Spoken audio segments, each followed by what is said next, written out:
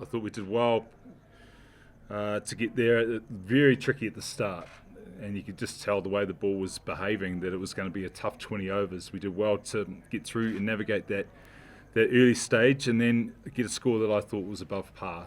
The only thing is we do find it very difficult to read these conditions. We were here a couple of weeks ago and it's flying through. Now it's turning. It's very hard to read, but from what I saw from the first innings, I thought 170 was, it was plenty. No, we were a long way off. We were sloppy.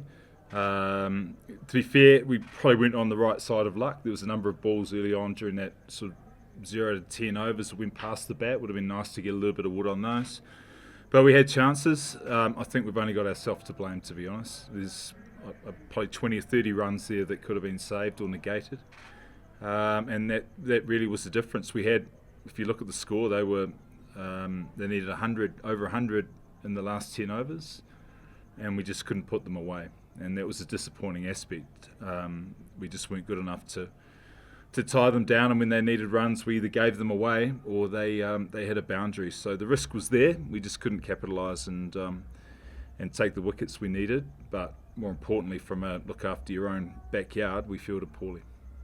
Yeah, I think the 170 was well constructed. It was we had some hitters in the shed, but it wasn't that type of wicket. It was a really tough one. Even the way that they got to 170, there's a lot of swiping and swishing and reverse sweeping, which Villas is very good at. But it was very difficult to try and hit the ball out of the ground. So for us to construct that innings, I thought was a positive effort. We just weren't able to restrict them to put enough pressure on to win the game. It definitely felt like the hardest seam was holding in the wicket a little bit more, drier wicket than we expected. So, yeah, I think that definitely played a role. We spoke about when it got older that it would get easier as the night continues, and I think that was evident in that little partnership between Dane and I. And I think, if I'm being completely honest, a lot of credit has to go to Dane out there today.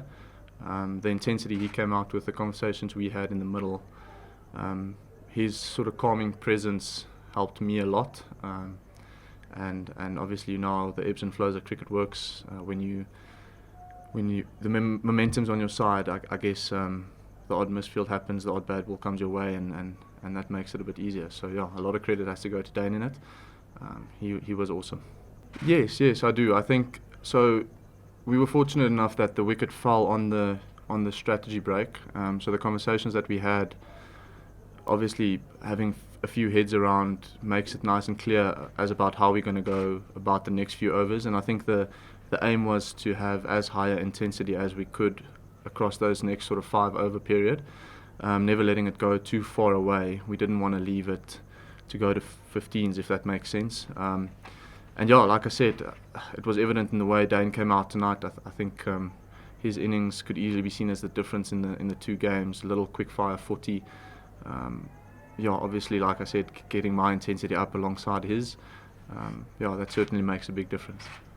No, definitely it does help. I think your confidence can be as high as you'd like it to be. If you don't get the runs on the board, it doesn't mean too much. So.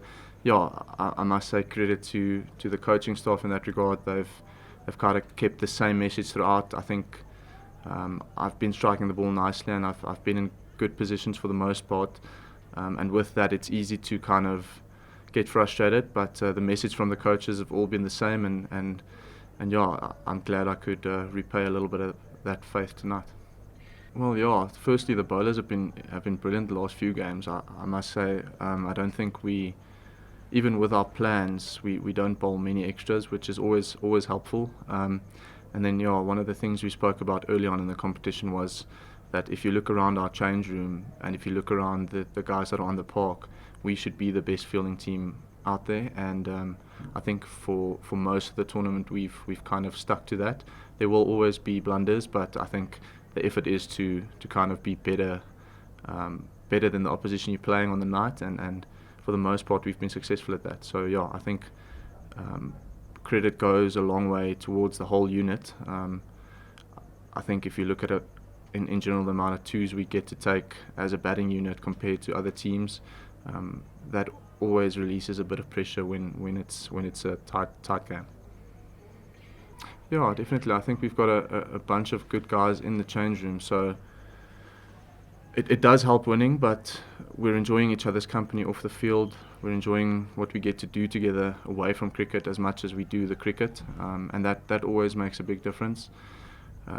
Being in a good position in terms of the log, that certainly helps the mood, but I must say I think a large part of why we enjoying our time as much as we are and playing the cricket we are is because of the enjoyment factor that we bring or that we get to experience away from the game as well. So yeah, again, I think it's credit to the personalities and the people we have around. We've got a very positive minded group, and that goes a long way.